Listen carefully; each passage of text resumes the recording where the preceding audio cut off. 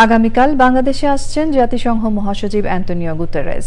4 দিনের সফরে তিনি মূলত রোহিঙ্গাদের সাথে বিভিন্ন কর্মসূচি, বিশেষ করে 1 লাখ রোহিঙ্গার ইফতারে যোগ দেবেন বলে জানিয়েছেন প্রধান উপদেষ্টার প্রেস সচিব।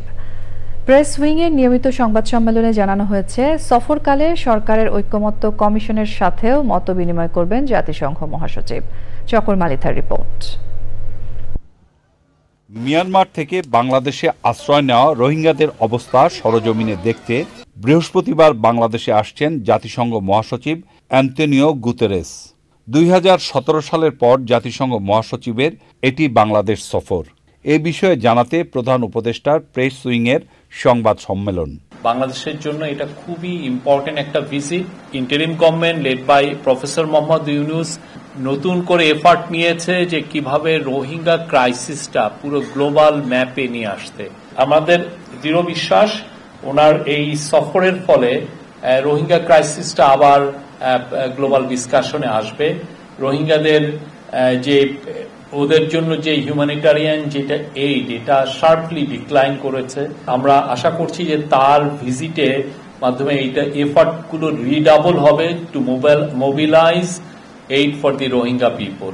সফরের বিস্তারিত জানান ডেপুটি প্রেস সচিব। আগামীকাল আসবেন বিকেল 5টায় বাংলাদেশে। প্রথম দিন আমরা ওনার কোনো এঙ্গেজমেন্ট নেই, উনি আসবেন এবং মূলত ওনার এবং উনি চলে যাবেন হচ্ছে 16 তারিখ। ঢাকায় উনি আসার পর শুক্রবার আমাদের মাননীয় প্রধান উপদেষ্টা এবং পররাষ্ট্র উপদেষ্টা ওনাদের সাথে সাক্ষাৎ করবেন। সাক্ষাৎ করে উনি আসলে রোহিঙ্গা ক্যাম্পে চলে যাবেন। ইউএন সেক্রেটারি জেনারেল উনি কক্সবাজার থেকে সরাসরি চলে যাবেন রোহিঙ্গা ক্যাম্পে। আমরা আশা করছি মাননীয় প্রধান উপদেষ্টা এবং জাতিসংঘ মহাসচিব এই দুইজনের সাথে 1 লক্ষ রোহিঙ্গা ইফতারে যোগদান করবেন এবং জাতিসংঘ মহাসচিব পরদিনও ওনার কর্মব্যস্ত একটা দিন কাটাবেন। উনি জাতিসংঘের অফিস পরিদর্শন করবেন ঢাকায় উনি সকালে, তারপর দুপুরে উনি আমাদের যে জাতীয় ঐক্যমত্য কমিশন আছেন তাদের সাথে মিটিং করবেন এবং আমাদের যে সিভিল সোসাইটি মেম্বার তাদের সাথে মিটিং করবেন। শনিবার সফর নিয়ে রাজধানীতে আনুষ্ঠানিক সংবাদ সম্মেলন করবেন জাতিসংঘ মহাসচিব।